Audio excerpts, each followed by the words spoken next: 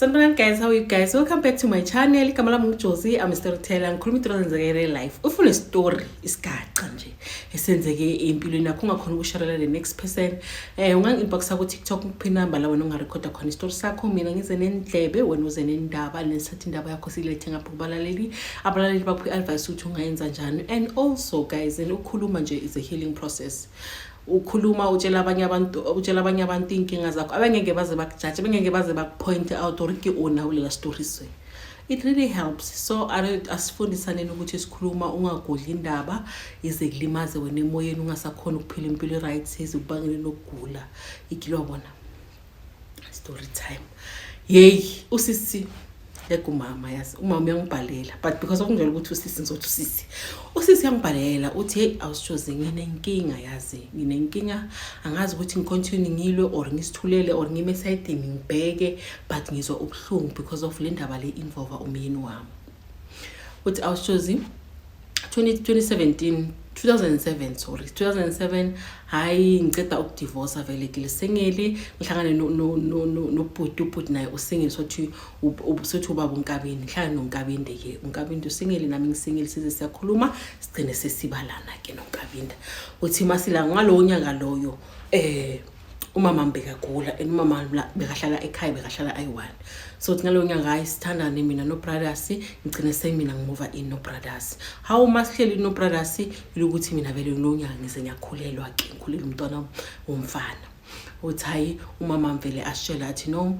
bengicela nise ngapha nizohlala ngapha because angikho right kulobona uthi hayi awushozi mina no guys shift ke sohlala ekithi masifwe ekithi sithi sizohlokomela umama unfortunately umama agcine soyihamba emhlabeni ke sesisala thina sisala laphayana uthi awushozi hayi ngo2010 ke ubrothers athumele basekibo ke ekithi bazolobola ke uthi awushozi kule abazothumela kulaba khonga bahamba abazokhipha amahadi ne uthi bekune sister in law yami uthi awushozi mina sister in law yami ne mangisajola before the mahadi and stuff besithandana uthi besihamba sekubo Mazulu besihamba siyakubo Ren Easter show beriya kuKayikai zonke lezi involve abantwana izinto besihamba sihambe sibhuke sihambe sihlale nabantwana kuma picnics bekuyithi sihamba sonke ngilwabona kumnandi nje sifamily uthi indaba imoshike mangicala kwakuthiwa fanele ngilotsholo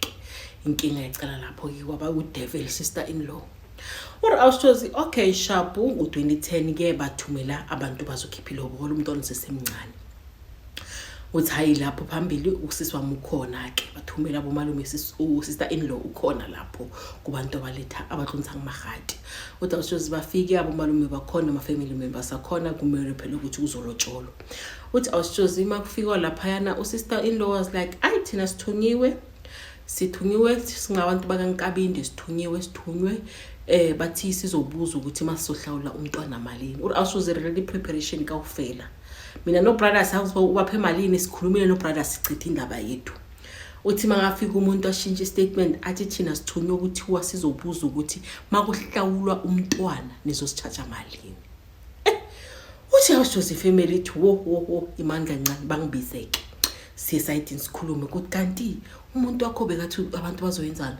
uthi hayi abantu bazokhipha amalobolo bathi no lo sisi lo usikuza sakho uthi bona bazobuzwa ukuthi makuhlawulwa umntwana malini yabona uthi hayi bathi fonela umuntu wakho phela ukhulume na uthi hayi ngithatha ifoni fonelwe uMazibuko uNkabinde sorry ngifonela uNkabinde kanti labantu bathumela bazoyenza uthi hayi labantu bazokhipha amalobola kanti kwenzakalani hayi uNkabinde athi usisi athi no phela usisi wakho ngale ubatshela ukuthi bazobuza ukuthi mabahlawula umntwana malini wena ubathume kanjani uthi uNkabinde athi no uthi hayi ubuyelwe phela ngale kuma negotiation kubuzwe ke futhi ukuthi kanti ngoba uNkabinde uthi unithumela nizokhipha amalobola bathi sisathi ayi mina amalobola ngiyazi mina ngiyazi ngazi ukuthi wakuzobuza ukuthi umntwana uhlawulwa ngamalini or awushozi abantu bajike like that mahadi asikantshiwa nina ayi mara abafazi thina siyathakatha nasi cabangani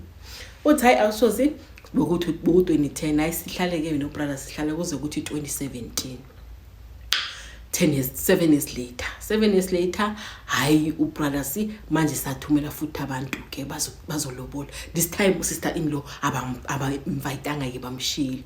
Uthi bafike vele ekithi ayi bazokhipha amalobolo, ayi bakhiphe kube right, umsebenzi ube right amalobola, awusoze kuze kukhishwe date white wedding. The following year. Uthi hayi the following year vele sipreparele umshado. Uthi usister-in-law uMakhosi uGobela. Yabona? Ahale Gobela so uthi ayisekhishwe idate phela ukuthi umshado uzoba ngoSeptember ngiyakhuluma vele ka finalize everything. Uthi sisi athi yo mina amathambo wami ngikhomba usuku ukuthi uNkabinde ngilanga lakhe lomshado uzoshona. Ura awusithuzire magale byang awuzoshona. Uthi hayi vele singayithathi ke yaka sister-in-law mshado uqhubeke just like that. Kufunwe inkomo. Sister-in-law athi no, akuzohlabiwa inkomo la umama uyagula. Nihlaba kanjani inkomo umama gula? Shuthi nizohlaba naye ke. Ura awusithuza hayi vele simlalele ke lapho ke. Ubhuti uthi my husband ifirstborn bafaneni ekibo, so everything idlula through yena. Kilobona uthi awusithuzi kuthiwe angeke uhlabe inkomo my husband akhipha imali because le Sunday le umshado uzoza ngasekibo Sunday iphathi i-birthday yakhe, so we decided ukuthi no sizo braya ke late after umshado entambama. Brother sakhipha imali be enough so thenga ukudla. Uthi awushozi sithenge ukudla kube enough mara awushozi ukudla kudliwe before umshado. Uthi awushozi inhliziyo yami ibe buhlungu ukudla kwami osiplanile ukuthi kumshado kudliwe before umshado. Uthi ilanga lomshado lifike ke, ilanga lomshado malifika awusoze bekuqwele. Bokuqwela abantu azangibadleke. Sangibadle ama plans wethu azangahambe according because of everything we ran through ubani sister-in-law, the devil sister-in-law. Hayi awusichosi uthi hayi mina vele ngisaleke ngihlale 2 days. Awusichosi umama zalwambe kumuntu olungile and bekumuntu ukuthi uyangifavor vele yena bekangithanda. Uthi angibize athi makoti ngicela ubheke uVuyukazi, sothi usister-in-law uVuyukazi. Ngicela ubheke uVuyukazi ish akakuthandi ngicela ukuthi umntwana abantu uzihlogomela uthi leso sikhathi umother-in-law wambe kagula. Uthi hayi no problem asichosi umuntu silale vele le 2 days. Uthi bangulalwa le 2 days the following day uthi after umshado the following day athi yes angingalalanga angabuthanga ka ubuthongo. Ayikubuza ukuthi why. Athi abogogo nabomkhulu bebalwa enye into esingayazi, bebalwa bathi angeke phela ubhuti ahlabe phambi kwami. Phela mina ngilotsholiwe kumele ukuthi nami ngihlabe. Should meaning ukuthi fanele ukuthi nayenze white wedding. Wala awusho singabe nenkinga cause yena vele bekalotsholiwe undoda yakhe bekugobela. So athi ayuthwasa le ahlangana nohusband bathanana ngoba ukuthi husband uyamlobola. No problem. Uthi hayi awushoze kuplan the very same year thina shade ngoSeptember. Or awushoze usister-in-law ushade ngoDecember. Buza ukuthi yena uhlabe ini. Aribuza ukuthi uhlabe ini and leso sikhathi umama bekagula. Sister-in-law decide ukuthi yena uzohlaba inkomo. Sister-in-law wahlaba inkomo awususi. Or awususi yilobona uhlabile khomo namateni ishesha yabola. Uthi kwaba kanjalo ke. Sister-in-law wahlaba inkomo umshado wandlula. Hayi umshado mawudlula awususi ukuthi vele thina sizivela la sihlala khona nabo ba continue ngempilo yabo. Uthi awususi okay umama zala naye ke wabese uyashona ke. Uthi after mama zala ashona vele ngazi distance because bengibona ukuthi vele umuntu lo after sengishadiwe vele beyangasangifuni inhlonto. Ubona uthi okay uthi last year awusozi ba plan ke ukuthi bafuna ukwenza umsebenzi batshele ke my husband uthi ndoda kumele ukuthi wenze umsebenzi wenzela abazali bethu umsebenzi. Uthi awusozi bayenze umsebenzi uthi ngizi distance nje uthi no what angisafuni because like ziningi izinto ezenzekile engibona ukuthi kahle kahle lo muntu vele akangithandi and akangifuni. Yabona uthi hayi last day bayenze lo umsebenzi ke uthi mina ngingayi awusijosi nabantwana bamangayi kuhambe my husband ayiwana. Uthi makwenziwa umsebenzi loyo wenziwe uthi asengireceive iphone call ukuthi makoti shesha ubhuti yakhe right gijima uze ngapha. Uri awushozi ke makala ngijime ngize ngapha kwenzekeni bathi shesha uze ngapha. Uthi awushozi ayivele ngigijime ke ngihambele. Uthi mangifika lapha yana kulomcimbi wabo lobe bawenza bekumele ukuthi bahlabe inkomo nezinkukhu nembuzi. Bathize bahlaba izinkukhu bahlaba imbuzi. Mabahlaba imbuzi kwabo ukuthi vele uyaquleka waphansi vele waba kuhlangana kwakhe. Uthi awushozi mangifika laphayana ngithola vele labantwana lapho. Uthi my sister in law ugobela husband akhe ugobela abantwana bakhe mugobele izukulu zakhe zibugobela. Kusho everyone efamily ka sister in law yami bamugobela. Uthi mangifika ngithola lo baba lona labantwana vele no sister in law vele bayathulisela lapha egidini vele izinto zawo zemithi. Uthi ngivele ngene vele ngiye kumini wami. Athi mangifika kumini wami umuntu ohlangahlangene umuntu uluza ingqondo like umuba umuntu ukuthi vele ingqondo yakhe ayisasebenzi. Uthi ayisirashe vele simise esibhedlele bara nama test uthi ayisimshiye thina sibile endlini. Uthi awusithoza hayi sister in law abuye no brothers athi no ngoba esibhedlele bathi ababoni next mina ngisathi uthi ngcono mina ngizilaphele yena ngizomlapha mina.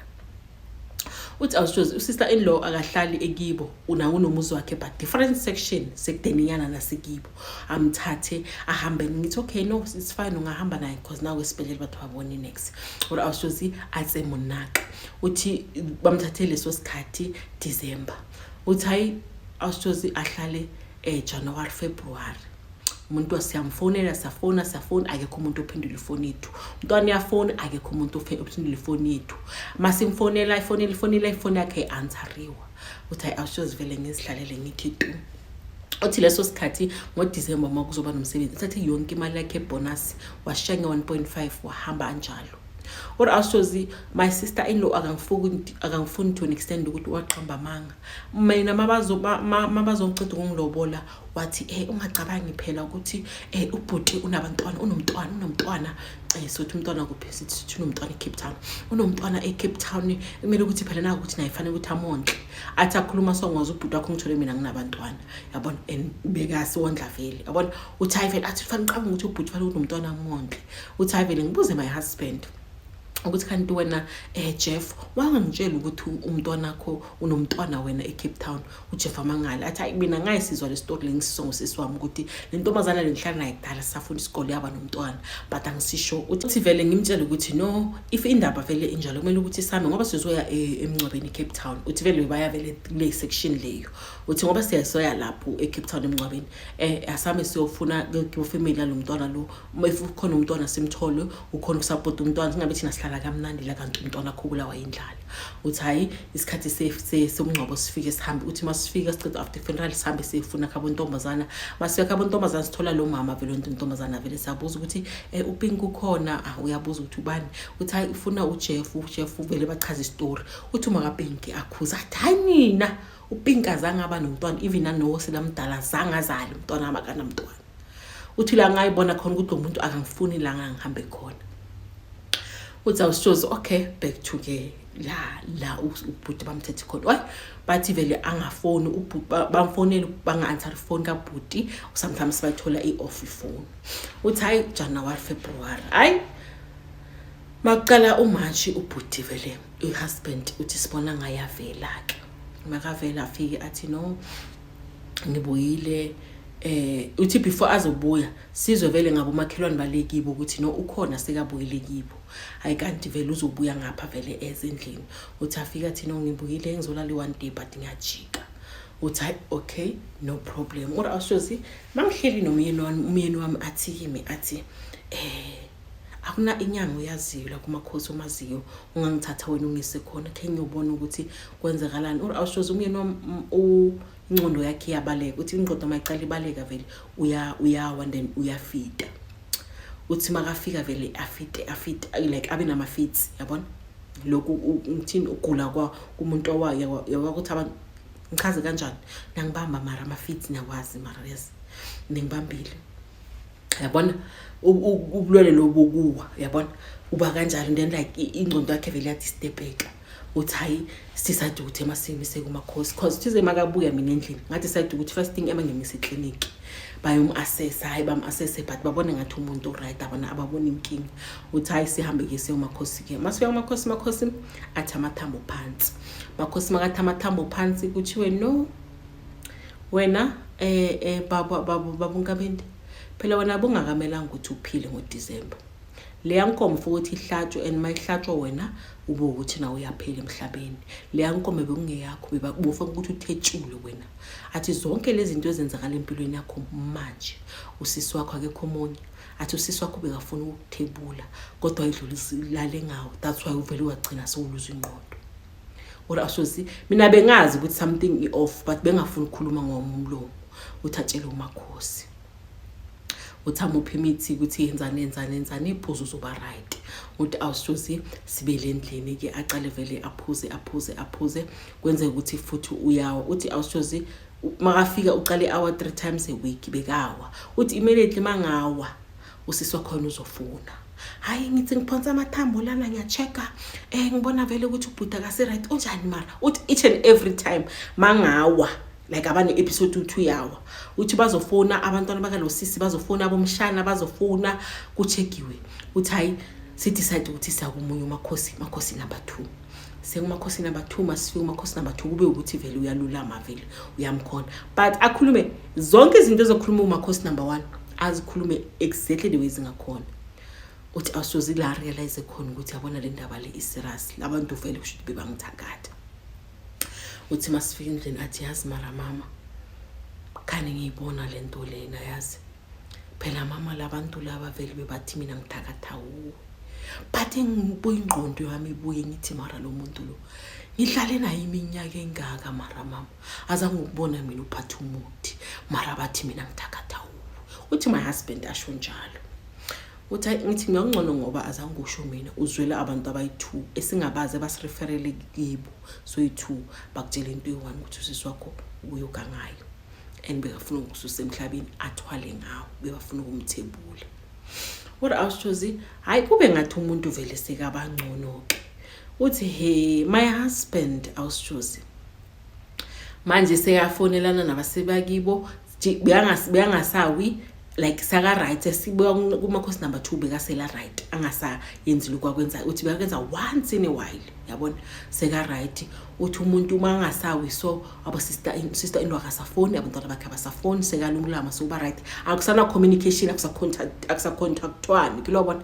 Uri awusozi ha mina ngimangala umuntu sebayafonelana futhi and ilo wami so qala yabafonela. Uthi hawu nini nomngane wakhe how uhlangana nami. Uthi usabuyile indoda yakho. Uthi ubuya kuphi. Athi hayi phela uyele kibo bambizile ukuthi azofaka ama-curtains. Uthi mina awusozi indoda yami uyaqala isofa aqala alenze. Uthi umuntu ovele owazi izinto wanke umuntu ovele osebenza umsebenzi ezandla athi lo muntu umsebenzi wakhe muhle dangerous umsebenzi wakhe. Uthi basho ukuthi hayi no bekaye bafakela i-curtains le. Uthi makabuye umuntu kube umuntu ukuthi angafuna ukungitshela uyafihla. Uthi ngimtshela ngithi wena so yabaleka uyangifihlela. Athi mina sengikhathele yazi ngami ukuthi mangiyangale kuthi wena uyathakatha mangapha uthi usisi wami uyathakatha. Uthi ngithi yey ngabini mina khe wangizwa ngomlomo ngikhipha ukuthi usisi wakho uyathakatha khe wakuzwa mina khuluma wami umlomo. Uthi athi ubani ukutshela ukuthi usisi wakho uyathakatha. Athi boMakhosi abayithu athi manje mina wangifaka indaba ukuthi ngithi usisi wakho uyathakatha ukuthi mina zange ngisho yabona. Ora awushozi ngitshela manje ke indaba yamanje ukuthi kuplanwa umsebenzi and uMakhosi lo yana lesasikhathi kuMakhosi number 2 umtshelile wathi bangaba nomsebenzi this time bayoginqa phansi mangaya nomsebenzi wa attender bazoginqa phansi. Uthi awushoza uMakhosi amtshela ukuthi lesikhathi ambuze athi lelalanga uwa ngoDisemba kunomsebenzi kamamakho kwayenzakalani yabona. Uthi awushoza my husband athi mina ngazi bathi bahle ngibuze ngawa sabe sengahlangana but the husband no my sister mina uBras bekana ama threats. Uthi benginama threats bajuba ama threats wami bathunisela bafaka umuthi bawabasa bawalight cala bahambisa like lo muthi so nalenwele zami bazishisile bazimixing umuthi bazihambisa la uthi ngahlangana zangisabona ukuthi from there kwenzekaleni. Uthi amtshela athi uyabona imisebenzi kasisi wakho. Usisi uthi awushoze yazi ezinye izinto mazenzeka ne sizibona sizirealize later in life. Uthi sister in law wami bekunosisi wakhe lo washona but before umama zala ashona. Uthi awushoze usister bekashadile right anempilo right nomntwana wakhe. uthi awushozi kwavele wahlangahlangana siphothuphothu wabe soyadivorce ke ukuyikibo. Uthi makabuye ikibo awushozi usister in law beyangamfuni usisi wakhe lokuyimendweni, beyangamfuni athi uyathakatha athi uyinjani in abantwana baka sister in law lo wesangoma bangamfuni at all, vele bamthuka bamphilisa kabuhlungu sisi wazwashaya stroke.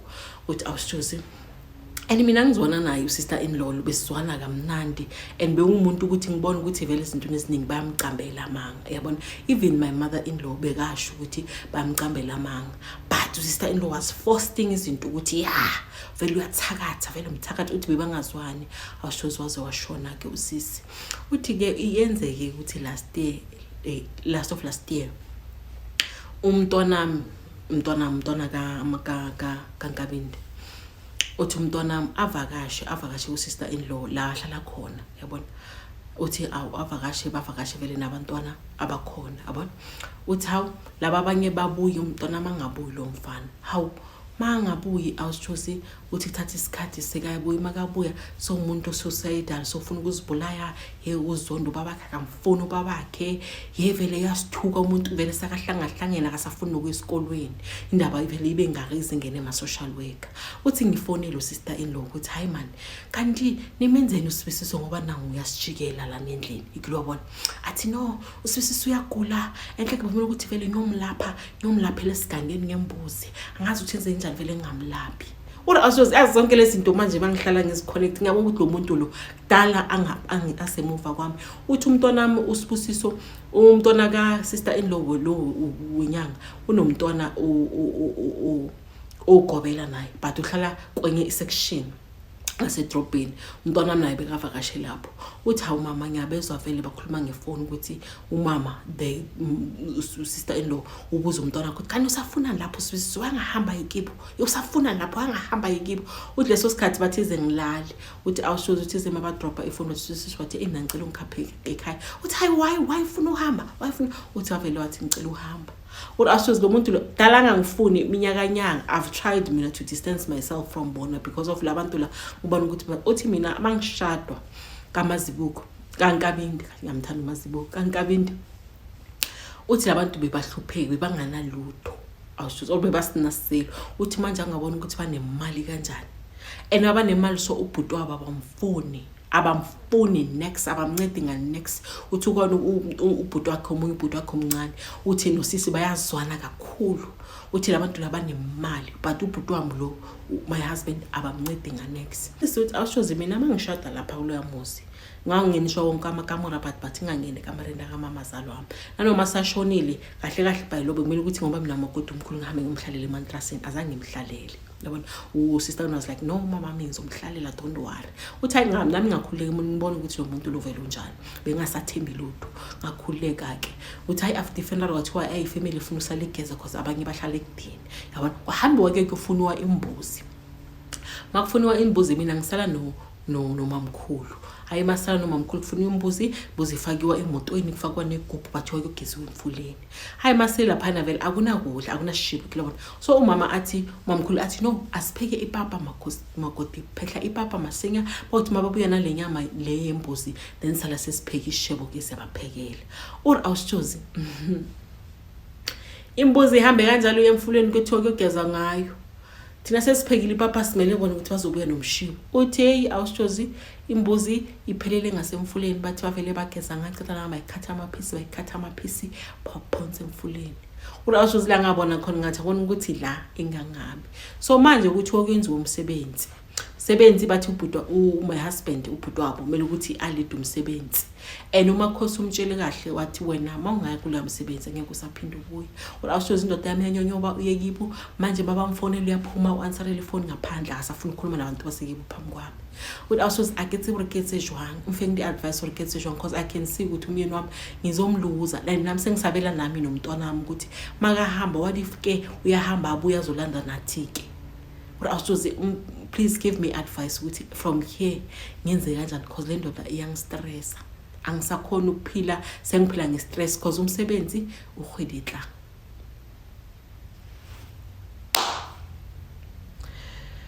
Hayi Jesus Christ, mawusemshadweni mawungahlupha iside chick uhlupha ifamily, umamazala mawungahlupha umamazala bo sister-in-law kanti vele ukuphunyula nini vele emhlabeni kodwa like vele there is no rest ke emhlabeni awuphumuli asazi nalapha emathuneni sokuphumula nkosi yami kwazi uJesu ngicela nipheni usizo tu nipheni umama enhle kumama ngicela nipheni umama iadvice because nangu efamily bathi uyathakatha the husband nawe ngathi so uyabelieve ukuthi usisi umthakathile but uthi ngimtshele one thing ngathi ngihleli nawo over 20 years ngaze ngokuthakatha manje hlo ukuthakatha lesasikhathi kudala ngisahlala nawo manje ngakuthakatha manje what I shows my husband torn between mina nefamily yakhe and I can see ukuthi ulina ngapha ku family because of outside answered the calls ngaphandle ngicela nipheni umama advice ukuthi ayenze kanjani because if vele umakhosi into ekhulumile iqiniso shothi ubaba ke amalanga wakhe semhlabeni abaliwe. Hi guys, and baba yini